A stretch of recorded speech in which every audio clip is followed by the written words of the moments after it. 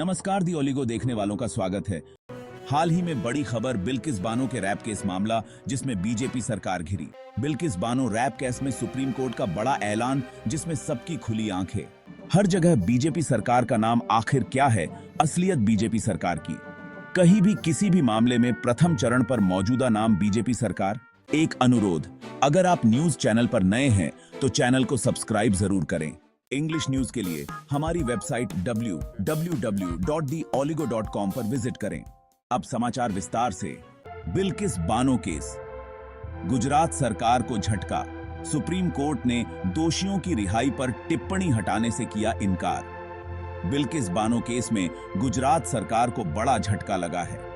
26 सितंबर 2024 को supreme court ने उस आदेश से अहम टिप्पणियां हटाने से मना कर दिया जो 11 दोषियों की जल्दी रिहाई से जुड़ी थीं। ये 11 लोग 2002 के गुजरात दंगों के दौरान बिल्किस बानो के साथ गैंगरेप और उनके परिवार के लोगों की हत्या के दोषी थे। गुजरात सरकार की क्या मांग थी? गुजरात सरकार ने सुप्रीम कोर्ट से कहा था कि आदेश में उनके खिलाफ की गई कुछ टिप्पणियों को हटा दिया जाए, खासकर उस टिप्पणी को जिसमें कहा गया था कि सरकार ने दोषियों के साथ मिलीभगत की है। सरकार का तर्क था कि यह टिप्पणी गलत और रिकॉर्ड के खिलाफ है और इससे सरकार के खिलाफ पक्षपात किया गया है। सुप्रीम कोर्ट का फैसला क्या था?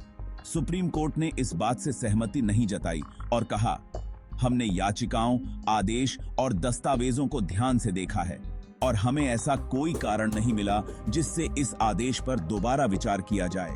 इससे पहले जनवरी 2024 में सुप्रीम कोर्ट ने आदेश दिया था कि जिन 11 दोषियों को गुजरात सरकार ने अच्छे आचरण के आधार पर रिहा किया था, उन्हें फिर से जेल जाना होगा।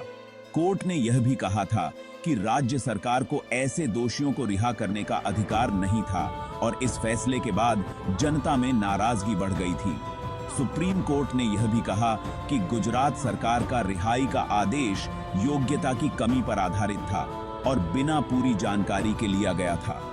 कोर्ट ने साफ किया कि इन दोषियों को केवल उसी राज्य से रिहा किया जा सकता है जिसने उनके खिलाफ मामला चलाया था और इस मामले में वह राज्य महाराष्ट्र था।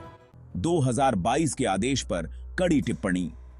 इस फैसले के दौरान सुप्रीम कोर्ट ने 2022 के उस आदेश की भी आलोचना की जिसमें दोषियों को जल्दी रिहाई के लिए गुजरात सरकार से अपील करने की अनुमति दी गई थी।